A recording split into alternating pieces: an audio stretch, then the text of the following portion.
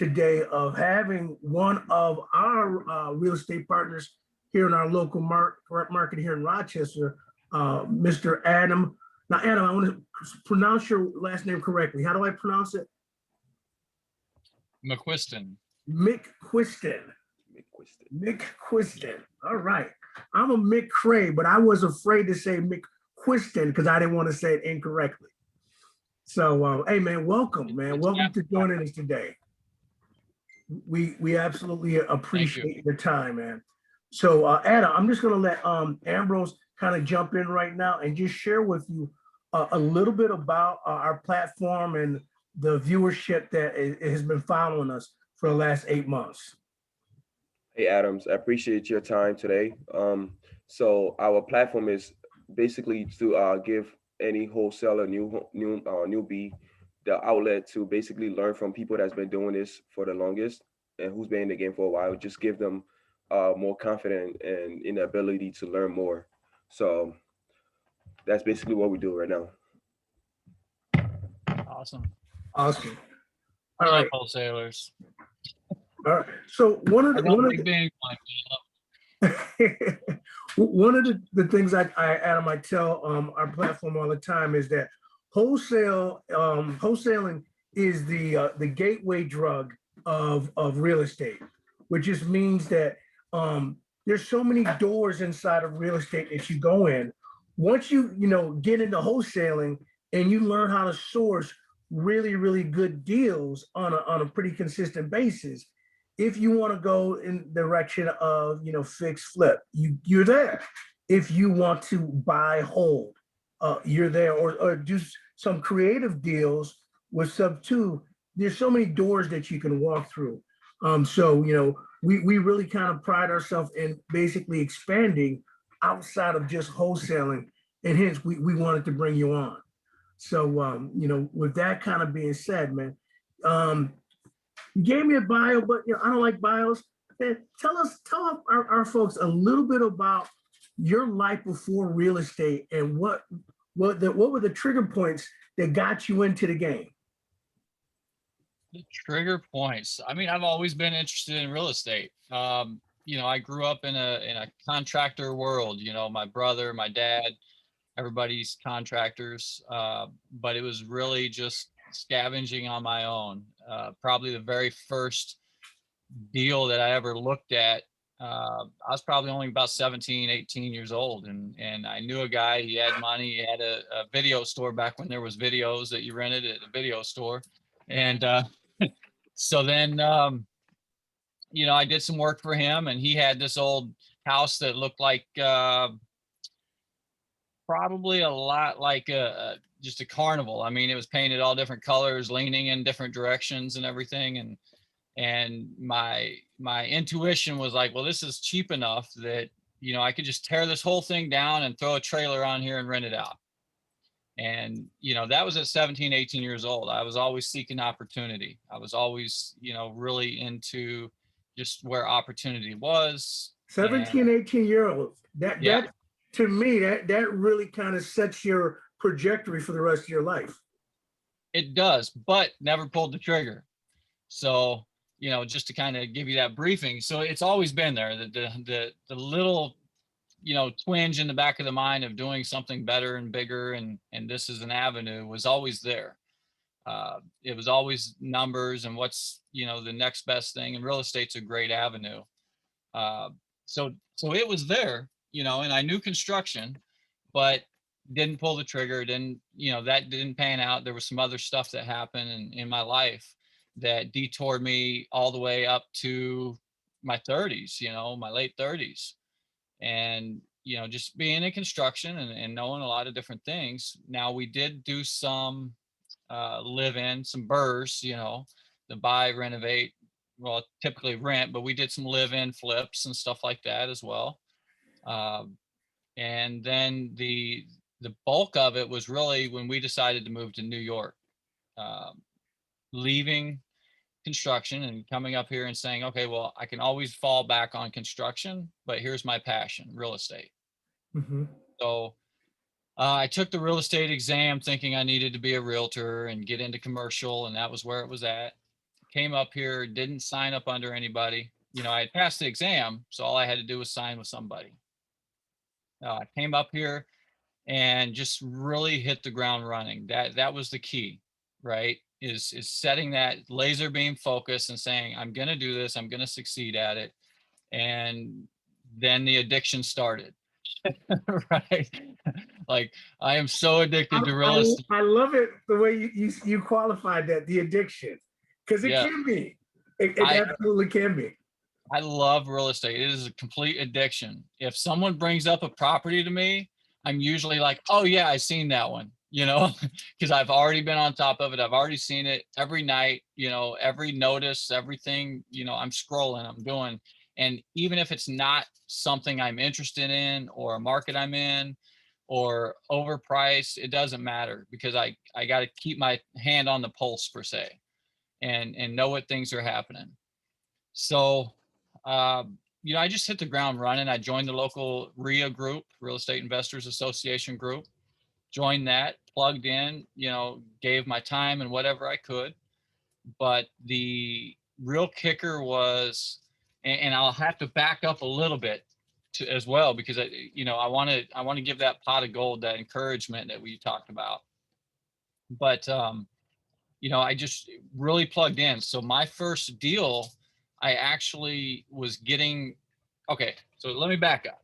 All right, so we moved to New York. I left a 6-figure income, you know, uh, had recently broke my back prior to that and said, you know what, you know, I became a project manager for a while for a big company after having my own company, and took a project manager position where it was basically windshield supervising, right? Company truck, drive around, make sure the jobs get done. We left that job, came up here, figured I could get back into construction if I needed to. But we bought a nice big house with a nice big mortgage and no job.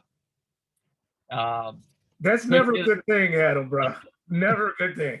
Well, that just tells you I'm married. No. That's true, my friend. I understand that. So yeah. And so after that, we moved up here and I had to hit the ground running, right? There's nowhere else to go. I'm now unemployed. Nice big mortgage coming up, $2,000 a month. My dog's next to me and I'm trying to get her to leave me alone. She's going to start harassing me. But then, so, you know, I got a big mortgage payment coming up, don't have a job. I own my truck and trailer, my truck and job trailer, and really just plugging in, trying to do the real estate thing, getting involved, listening, you know, calling Joe Lavabera up, you know, and stuff like that, and being like, hey, what are you doing? Let me shadow you.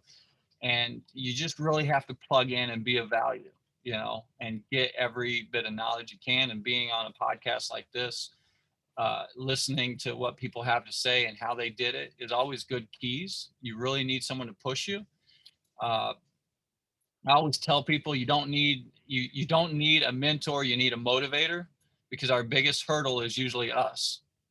You know, that's our biggest hurdle. We can have all that knowledge and everything. You know, I've did the Robert Kiyosaki's programs and all these things and got all the book knowledge throughout 30 some odd years, you know, and it doesn't do any good. It sits there. The books sit on the counter. You know, you can review them all you want. You can listen to all the podcasts. You got to have someone at your back that pushes you and shows you how simple this really is.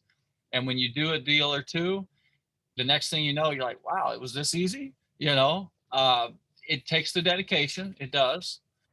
So, you know, back to where I was at, you know, I basically volunteered to work for another investor for $15 an hour, which was, you know, very low rate.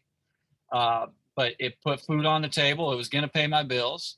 And I worked for her she had already been taken by a couple contractors, taken by the person who sold her the property. So she didn't really have much money to sink into the property. Mm-hmm. So I worked for her, and that allowed me to do a couple things. It built rapport. It let other investors know that I wasn't talking out the side of my neck, that I could do the work. And then during that process, I'm still plugging in. I'm still searching for the next property, and I bought the house next door. So from the one I was working at, the lady next door was an older lady, and she was tired of maintenance, had the plumbers out, this, that, and the other, and was facing another $3,000 plumbing bill if she wanted to get the main drain taken care of. So one of the units we were rehabbing for the investor, I actually brokered a deal. So this is that, what would they call it? Creative financing or creative thinking that you have to have. So we brokered a deal to buy her house for $15,000 and give her 6 months rent free next door, basically, at that other investor's place. So we paid for 6 months of rent for her there. I love it, Adam. I love what you're saying. Awesome. So Keep going, brother. Keep going. So you really just, that's what I love about New York. Everything's legal, as long as you can put it on a napkin or put it on paper, it's legal. So I tell people, if I said, let me buy your house and I'll let you ride my little red bike, it's legal. And so you just have to think outside that box, as people say, and see what's going to make it work. And for her, it made it work, because here's what happens. She gets to now keep 6 months of her Social Security check, no rent. So she collects that. She collects the $15,000. She has no maintenance issues anymore. And she got to stay in the same neighborhood, which her granddaughter lived with her and goes to the same school, right? She moved literally 2 doors down. And we let them choose their paint color and this, that, and the other. And, so they were happy. And that's what this is about, right? Finding a mutual agreement that everybody's a win.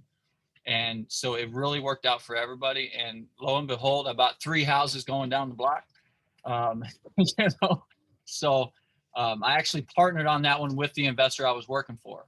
So that was my first deal. She came up with the funding and just everything worked. Later on, we ended up selling that for $80,000 after making a couple years of income off of it, right?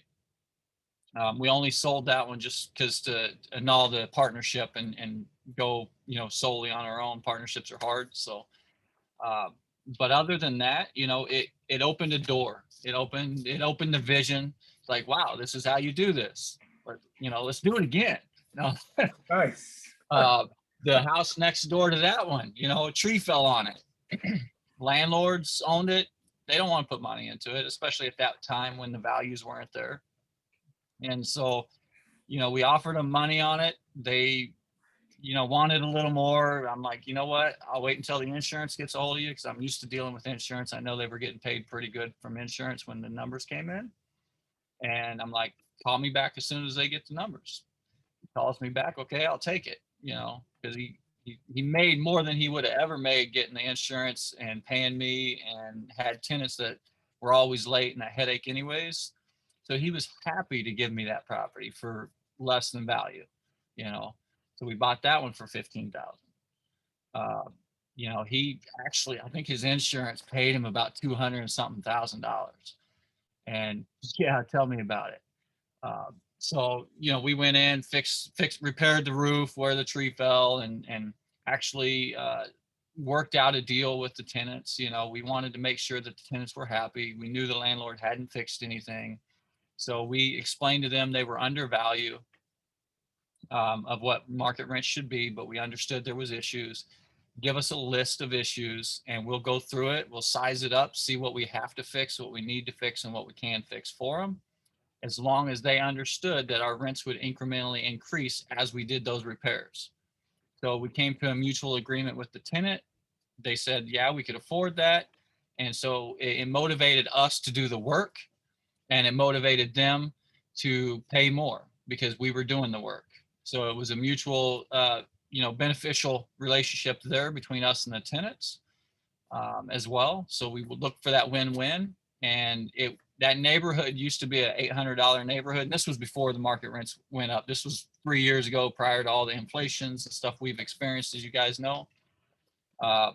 So it was at about an $800 neighborhood at that time. All of our units over there, immediately we went, as we fixed them up, we went from $950 on our 3 bedrooms and $1,100 on our 4 bedrooms. So we were making amazing returns on houses we had all of $20,000 into.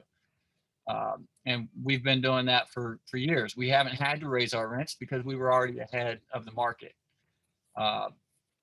We may have to now because I'm sure taxes are going to go up and things like that. liabilities, but we've had amazing tenants. We were not impacted by COVID. Our tenants love us. Some of them even want to buy the houses they're in. So that was my start, though, is just buying up that block. Another thing I tell people is you are your biggest marketer. That's how I bought up the block. If I'm working in a neighborhood, trust me, I know everybody in that neighborhood. You know, if I got a house in a neighborhood, if there's a guy picking up scrap metal, he knows me. You know, he's a big advocate for me because he knows the neighborhood. The old lady in the neighborhood knows the neighborhood, you know, that knows everything going on. She's going to tell you, you know, so take the time and talk to people that you see, let them know who you are, what you do, because they're going to be huge advocates for you. They'll call you with properties. Hey, you know, so-and-so's husband just died, or that house has been vacant for so long. You know, people like to talk. Let them talk. You know, introduce yourself, get to know them. Again, you're your biggest marketer. That's really the biggest thing I can say. All of my properties, all of my deals to date have really not come from conventional marketing. You know, I don't put out commercials. We're going to say yet, right? I don't put out commercials. Wait a minute. Billboards. Are you putting a message out there to my buddy Action Dan that you're coming after him? What are we doing? Well, I will say this. So I don't wholesale. Okay. Okay. I don't wholesale. Now, not to say, so where we're at now, I guess that kind of puts us where we're at now, right? I was going to wait till the end. No. So where we're going is actually because now I've been successful in investing in real estate. My personal investments now, I look for larger investments, not single families, you know, everything up to millions of dollars. But so what we've done is we're building our team. We're building, so now I mentor guys how to do this. That's my bigger focus, and that's really more of a give back. And what I love about it is just, I know the impact it can have for somebody and their family, and how easy this is. And if someone has the right passion for it, Right. that it's so easy to succeed. Like I said, we moved here. I didn't know anybody. I didn't have any money. I was negative, as a matter of fact. Like when we moved up here, I thought we were going to have like $7,000 to get us through the months. And at the closing table, they told us it was $8,000 more. Right. So I'm in the negative to my mother-in-law $1,000 when we moved here. Okay. That doesn't put food on the table. So, and yeah, and it takes 3 months to close, like I said. So I took that $15 just to get food on the table, but I plugged in, I utilized that as building rapport, as doing what I needed to do. I sacrificed that scenario because I knew what the bigger goal was. Absolutely. And it got me where I needed to be. I love this industry. I love real estate. And like you said, there's so many ways for it. You're wholesale, you're buy and holds, your flips. We do new builds now. We have a new build division. You know, we've created systems now that I utilize for mentoring. Right. And we've systematized everything. And not only that, we're looking at going national soon. So that's our next goal, is taking that national, because now that we've systematized it, that we can really take it national and it works everywhere. So we're really excited. That's our next step. And then all the guys that I mentor, our goal is either A, they stay with us and join the team, or B, if they move on or whatever, but then they go to the next level where they're investing on the multi-million-dollar properties with us. So. Gotcha. Well, you know, Adam, before I kick the next question over to Ambrose, man, you left so much meat on the bone. I got to unpack some of that for our viewers. And I know our viewers are sharp, but listen, there were some key things that Adam shared that I really got to point out. First of all, I mean, we had about 12 people right now on our live. If you have any questions, throw them in the chat box. We'll get there.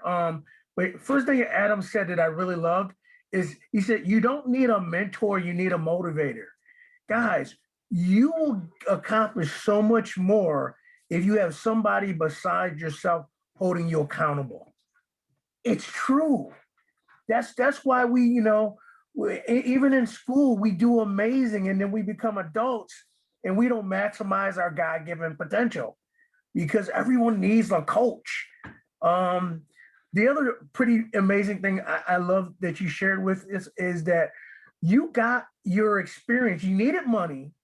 And so instead of working for a traditional, 9 to 5, which you could have, you took a small salary, $15 is not a lot, and you worked for another investor.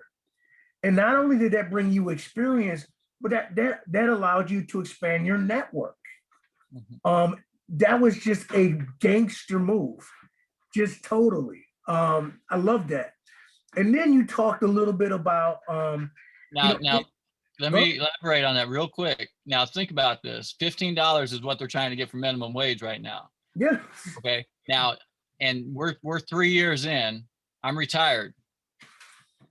Okay. So in 3 years, me accepting that and just using that to network and get where I needed to be in this industry, I'm retired in 3 years. So wait, guys, hold this finger. It only takes 3 years of being a student in this industry to be what I call free. From zero. Time freedom and money freedom. 3 years.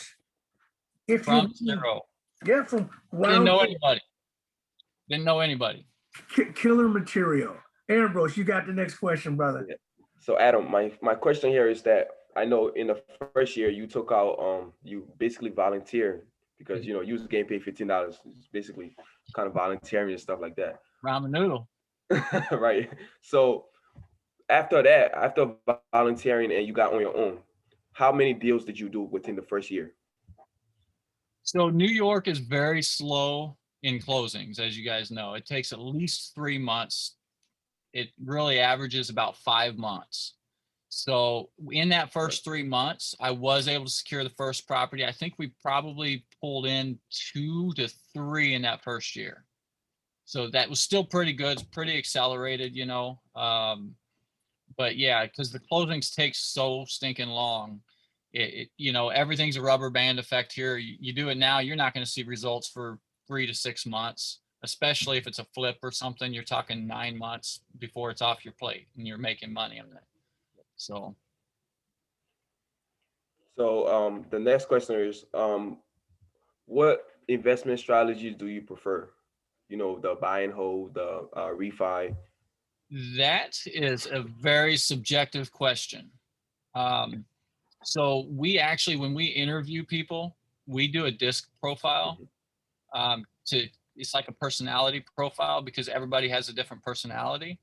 Some people will not be good at wholesaling and they might think this is a great way to get into it, but they may be an excellent, flipper or buy and hold or something else. So we try to really locate what people are good in their own personality zone and things like that, or even marketing. You might be a marketing guru and be able to join a wholesaler or somebody else and really make a staple there.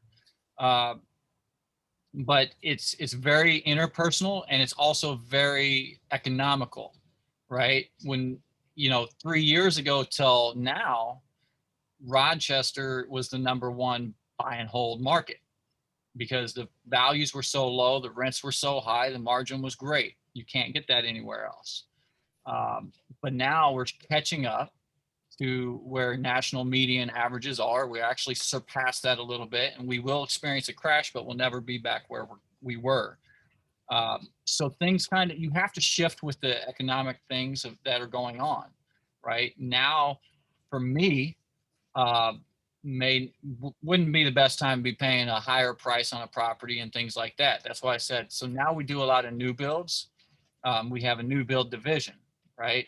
Now I'm focused more on multifamily.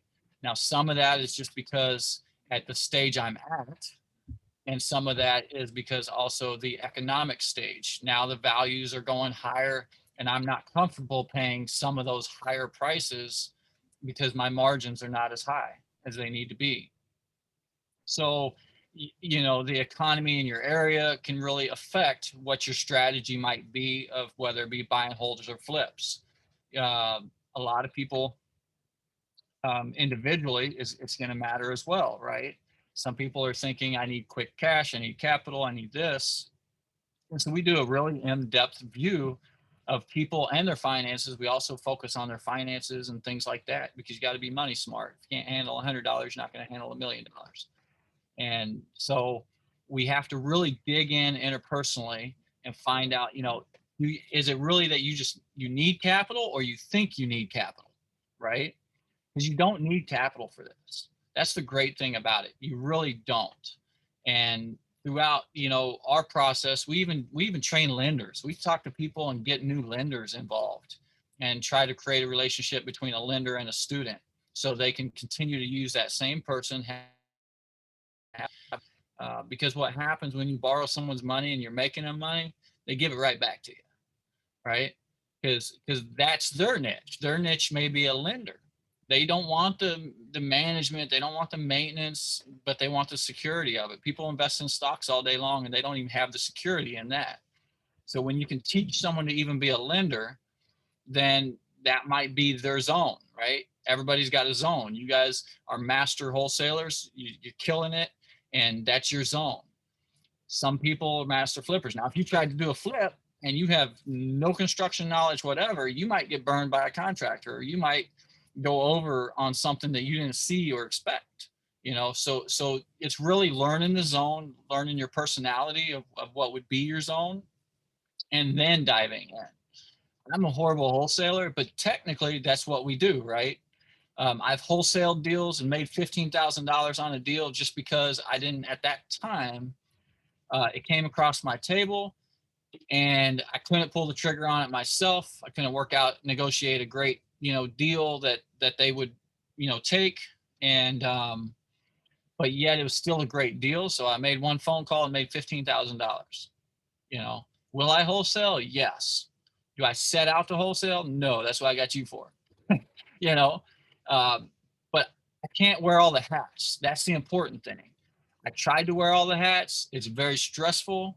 My wife manages now, and I'm trying to take that off of her as well so that we can, relax a little bit more. I'll never relax completely, but we got to choose the hat we wear, and building that team and working that out is the best way to do it.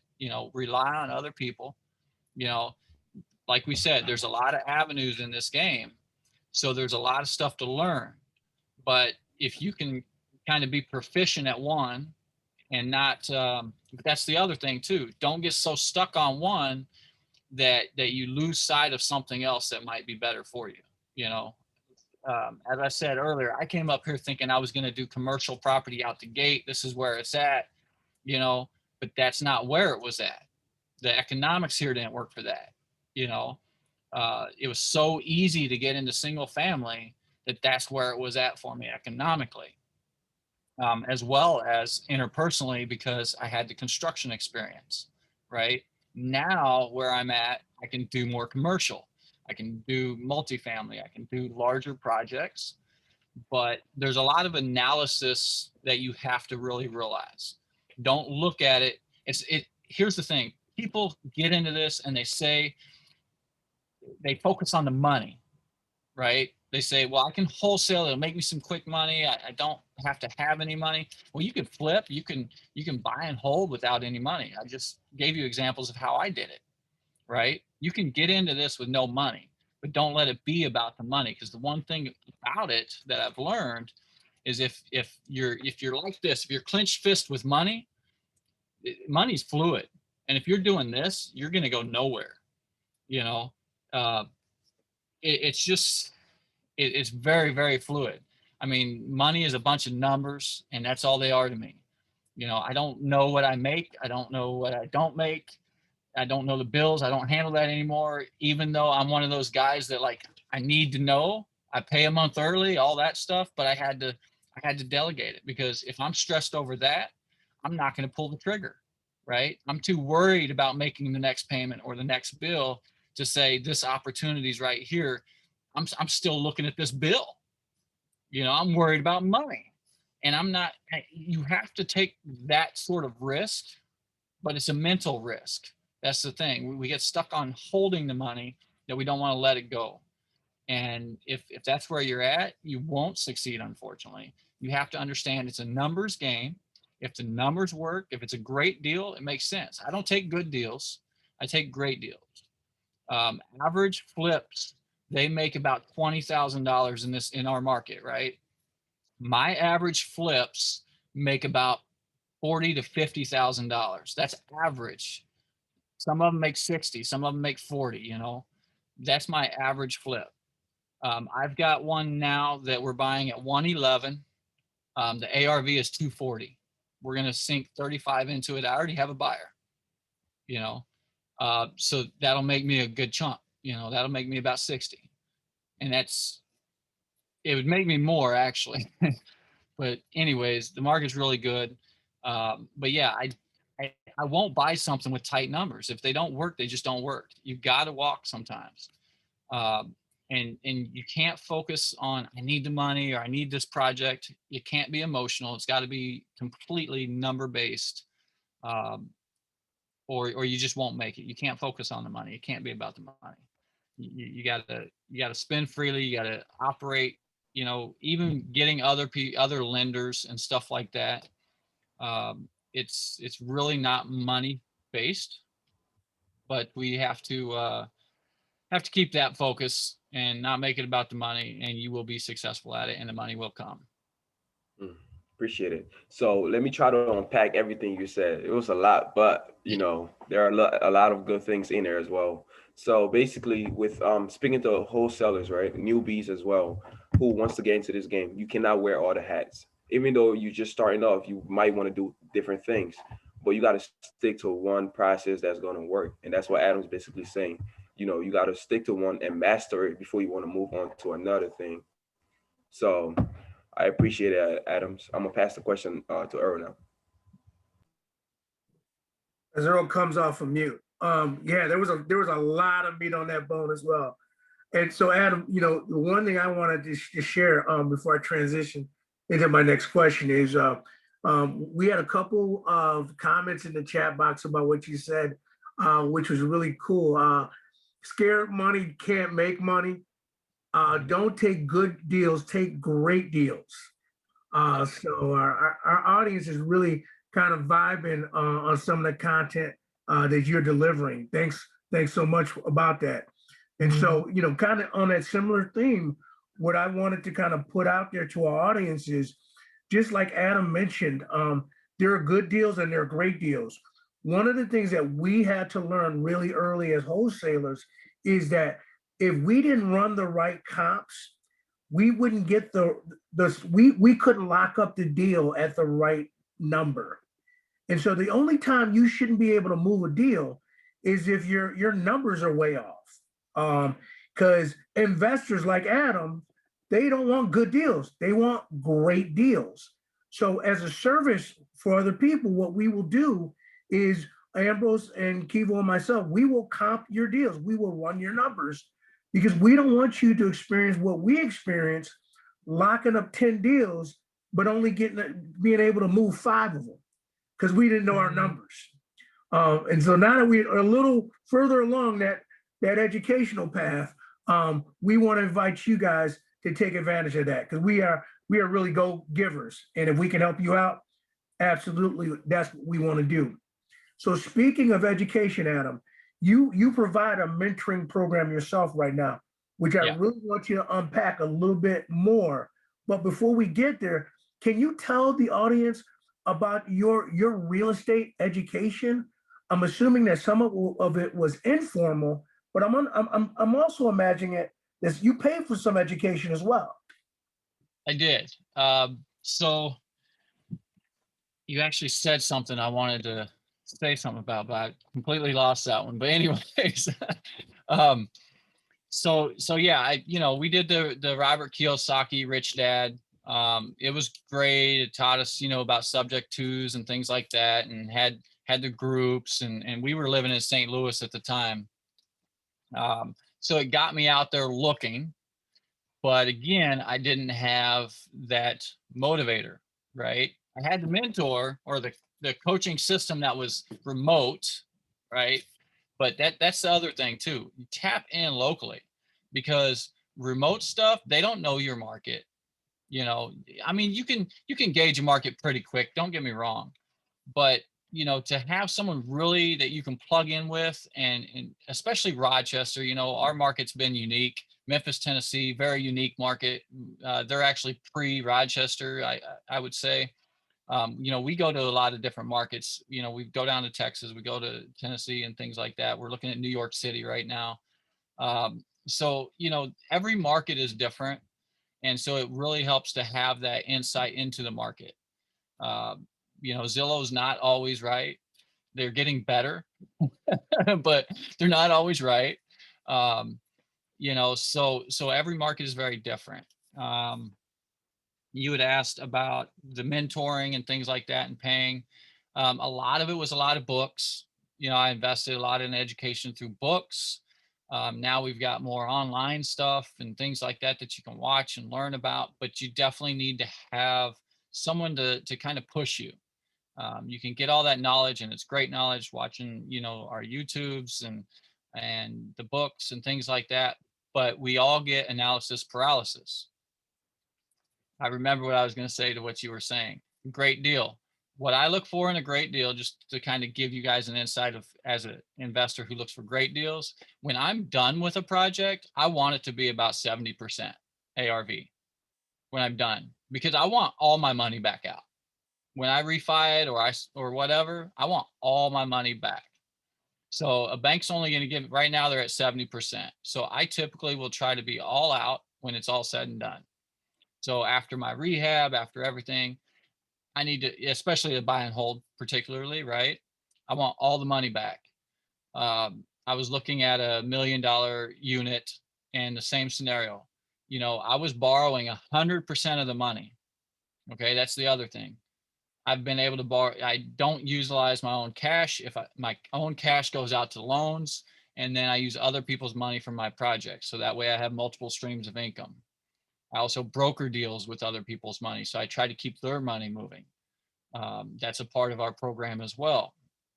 And so I don't use my own money. So when I go into that $1 million project, I want to get that project to where when I'm done with it, I'm at 70% so I could refi and pay everybody back and never have a dime out of my own pocket. If that makes sense. That's a great deal to me, right? So now I've got a $40,000 annual income coming in that I paid nothing for, plus value add and so forth and so on with it. So that's what I look for personally, is that I can get into something with no money and just be borrowing the money to get it and pay them back when it's all said and done with bank refi. And then as far as the mentoring and things that we do, like I said, we really take it deep.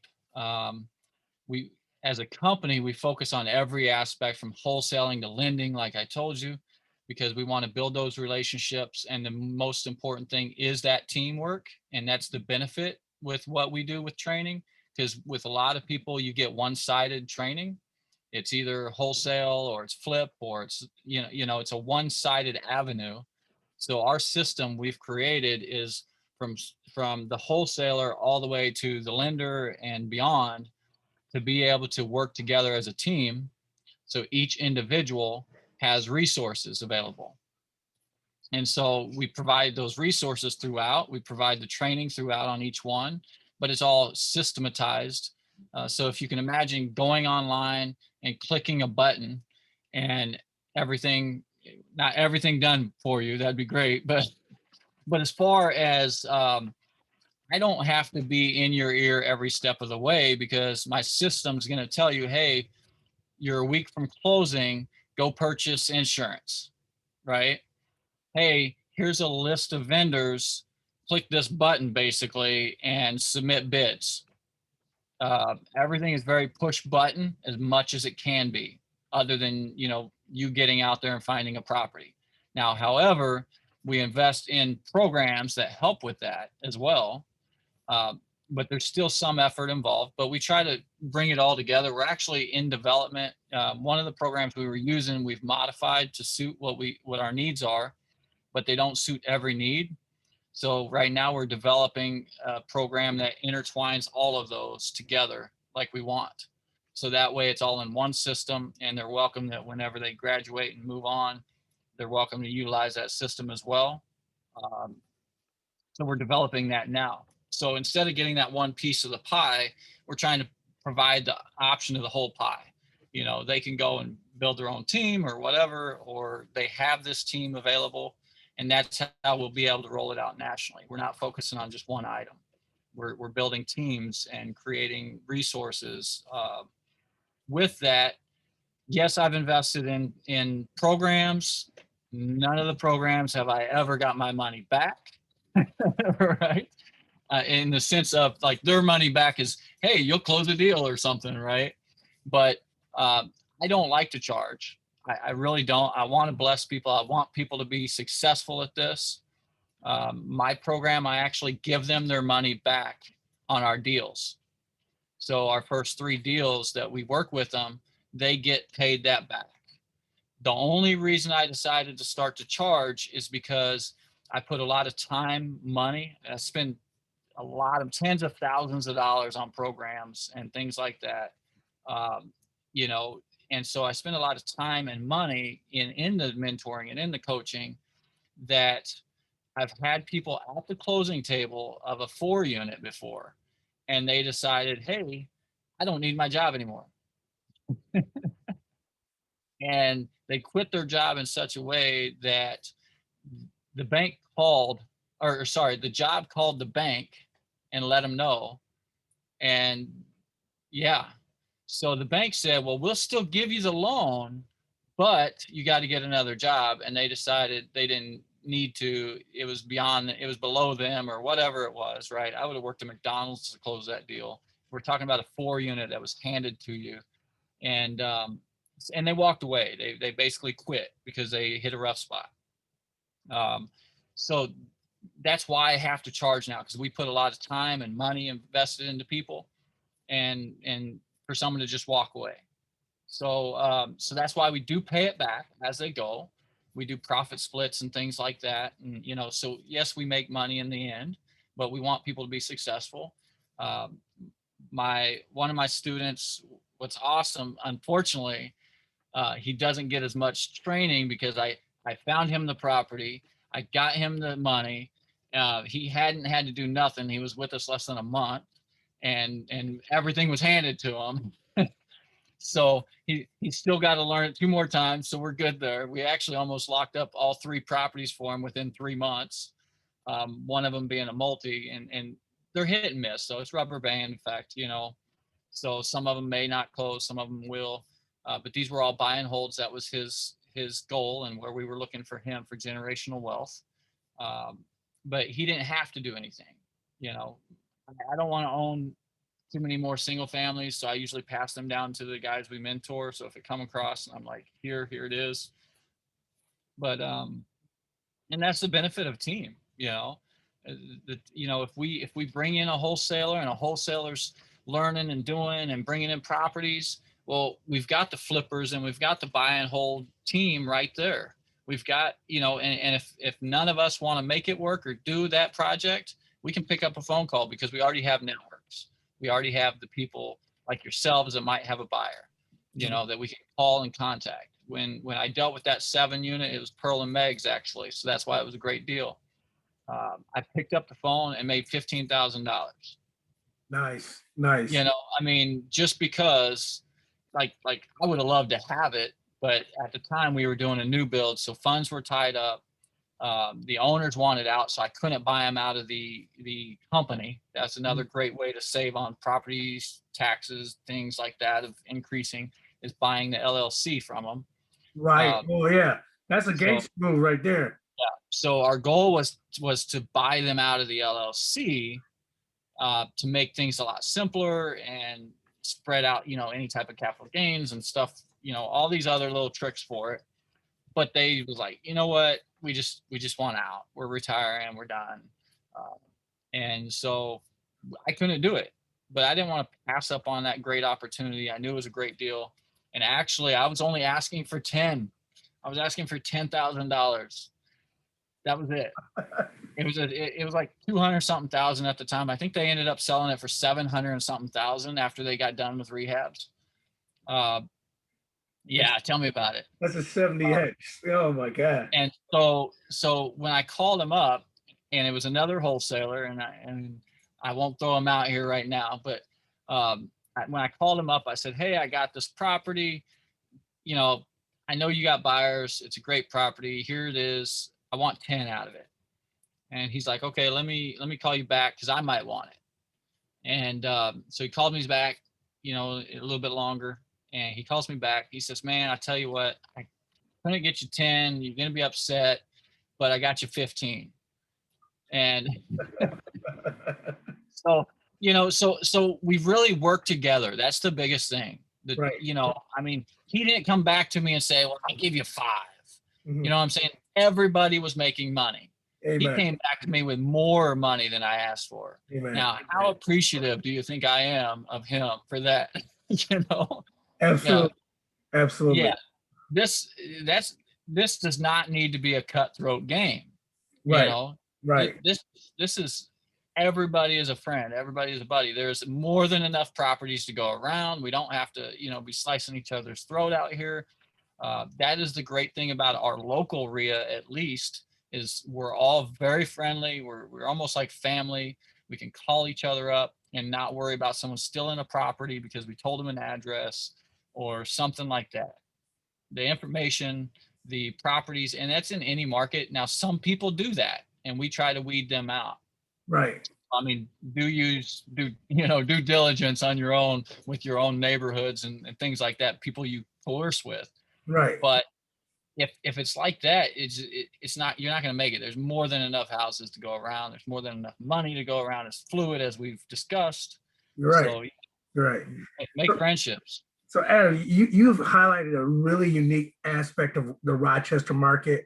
We do have a tremendous abundance mindset, and you know, they just recently joined us on our live feed. Is the king and queen of creative deals, Mr.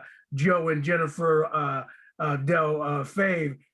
They are killing it with rent to own and creative deals. And then I call him the godfather of go giving in Rochester. Mr. Joe Barbera is on the feed as well. But we just have an immense abundance mindset in Rochester where we don't compete against each other. It's all cooperation. And I'm not sure if it's like that in all of the markets that you're in, but definitely Rochester's unique. Definitely. Sometimes it's hard to get in certain people's black book, Joe. But no, yeah, it is definitely a friendly market, and that's what really makes a lot of us successful here. And if you don't have it where you're at, create it. You know, create it. You know, there's other people in your area trying to do the same thing that you're doing.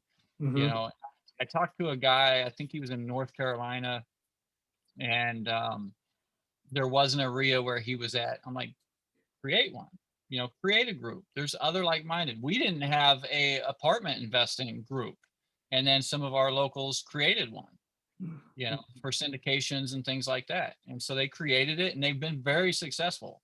You know, shortly after they created that group, they were already off on their first syndication. So, you know, if you don't have one, there's other people out there looking. Amen. Amen. Ambrose, let me kick it over to you, brother. Yeah. So my next question is, how can people get in touch with you through social media? That didn't sound good. That didn't sound I don't good? know if you heard that in the background. That did not sound No. good. What was that? Some dishes crashing. No, go ahead. Oh, no.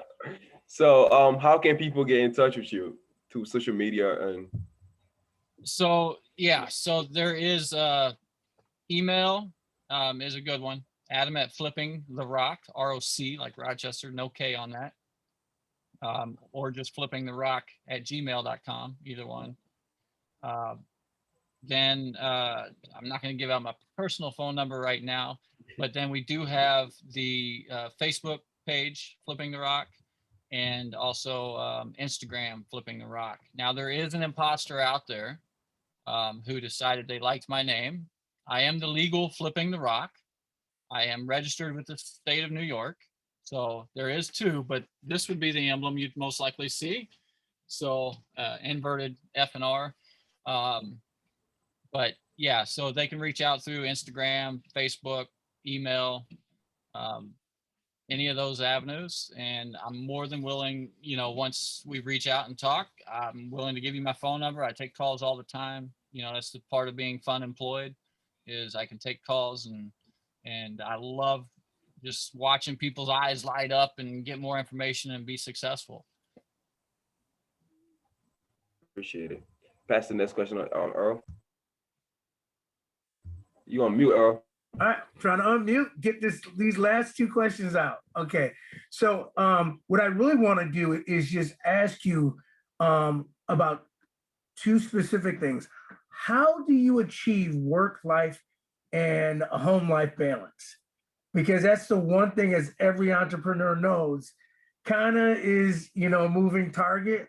And if you just could close out our episode by just letting people know a little bit more about your mentoring program, and if they wanted to pull the trigger, how to take full advantage of it.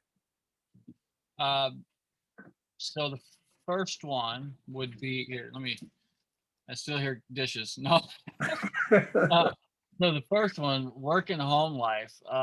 If you want complete transparency, I don't. Real estate is an addiction for me. COVID is a hindrance for me. Normally I would be going to karate and things like that, and just a lot of things happen. So, dojos had to move, and just, everything's changed so much with COVID. So that work balance with living has just really shifted, right? We've got to find new ways to do things. This is Valentine's Day weekend, so hopefully we'll find somewhere that we can go. But it's been difficult with COVID. Everybody's been hermetized. So so I am a horrible husband. No. Love my wife, but yeah, it's made things difficult on getting out and doing things. And then it's wintertime, that doesn't help. So we are still trying to just curve the curve, right? And get to where we can do some things. But it's a lot of focus that I've had in real estate, a lot of focus. And that's really helped me get where I'm at. And so now my goal was so much to get here. Now that I'm here, I can take a breath. Right. And that's the bigger factor. It's been great. I got my nephew. I raised my nephew right now, and we've had him. So it's been really handy because my wife, she's at home all the time. She does her different businesses and things like that. Myself, if he needs to go with me during the day, he can, or if he needs to stay, when schools are out, when they're not having school because of COVID, it's given us a lot of flexibility, which has been great being self-employed. And that's the biggest thing. I feel for all the families that got to work, and then their kids are not in school, and now they're, paying extra money that they don't have to pay sitters and stuff. As far as that's how that goes. So you made me feel bad for Valentine's Day. No. But I will try to make it up tomorrow. And then as far as the mentorship, I guess, what's your question on? Just reach out to me.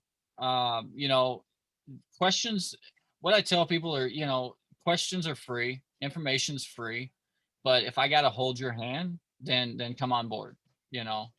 I'm more than willing to give anybody any type of encouragement and information if they give me a call. But, if I need to hold your hand and we need to talk every day, then you're just going to have to get on the boat. But I love just seeing people excited about doing real estate and getting out there and doing it. Well, Adam, you're too kind, because I will tell people all the time, questions are good to a point. But when you take someone's time, listen, every busy person has a scarcity of time. So you got to be bringing some sort of value to that mentor. If you go to the mountain, you got to be bringing the mountain some gifts and saying, hey, listen, I want to pick your brain a little bit. And so I would highly encourage anyone who is at a plateau or whatever, if you're trying to get to that next stage of your real estate development, invest in yourself, man. I'm not telling you to just eeny, meeny, miny, mo, but get to know somebody that you think might be your mentor. Go date them for a week or two, and then put your money where your mouth is. Get involved with a mentorship, because literally that's where you go from good to great. And that's one question we didn't ask is what podcasts and books you're reading. And normally that's Ambrose question. Well, to emphasize what you just said about sitting with mentors and things like that, because that compatibility, that's why we go through the disc profile to understand if they're going to be good for the team and whatnot. That was one of the subjects that I was working on recently was lessons to learn from Baby Yoda, and that is one of them. You got to have the right mentor for you, right master trainer for you, and so that does make a difference to excel in the right way. Books, oh man, there has been a few recently. I went back to, because every year I read Richest Man of Babylon every year. That's a yearly inspirational book. Every successful person will tell you, and it's you got to repeat it every year just to get re-encouraged and repositioned. I think it's a great book. As far as podcast, Exactly How, everybody usually says Bigger Pockets, right? So Exactly How is one that recently I basically listened to every single podcast they had. They are the founders of Connected Investors, created their podcast called Exactly How. So that's where I've been, podcasting lately. Awesome. I'm actually making sure for our viewership, I'm putting that in the chat, but it's called Exactly How. Yep. Okay. They're affiliated or from the Connected Investors founders. Okay. So they have some good interviews on there as well. Awesome. Hey, my friend, we blew our 30-minute, 40-minute contract with you, but it's only because, man, you've been so engaging, man, and you've dropped so much cool gangster information. So guys, if you're out there and you're checking out this content, man, give us a thumbs up, give us a like, give us a share, because what we would love to do is to bring Adam back in 6 months, and we have doubled our viewership because of the implementation of some of the strategies that he shared. So Adam, man, I hope you will accept our 6-month invite back, man, because you provided a ton of value for us today. I would love to, man. Like I said, I like to see people succeed. So again, like you said, reach out, email, any thoughts that here's what I want to hear. So from your viewers, right? If they were listening today and they had an epiphany of any type of innovative situation with a real estate project, or how they should go about something that may have changed, that I want them to reach out to me and just elaborate what their epiphany was, and we can brainstorm together and make that deal work for them. Awesome. Well, I'm going to put all your social media contact in the program description. And again, man, we so much appreciate you. I know Kevo, and you may or may not be aware of this, but Kevo is expecting. So little Kevo Jr., I think they know it's a boy, will be coming shortly. So he's in that phase where his Saturdays are pretty sacred. But I know I'm speaking for Kevo. We're really appreciative of you spending some time with us this Saturday morning. I'm guessing a girl. My money's on the girl. Actually, it's a little boy. Okay. Yep. All right. Yep. Which he's surrounded by a house full of women now. So I think he just wanted one male. Even his dog is a female. So yeah, we're hoping for the best for those guys. All right. Thanks everybody for joining us. Thank you Thank- guys for having me. Thank you, sir. God bless everybody. All right, Ambrose, Thank you. take us out, man. Hey, Adams, thank you for being on the show today, and everybody else that's been watching. We are Real Housing Relief, and we are revitalizing the community one property at a time. Thank you guys again. All right, guys. Thanks so much, Adam.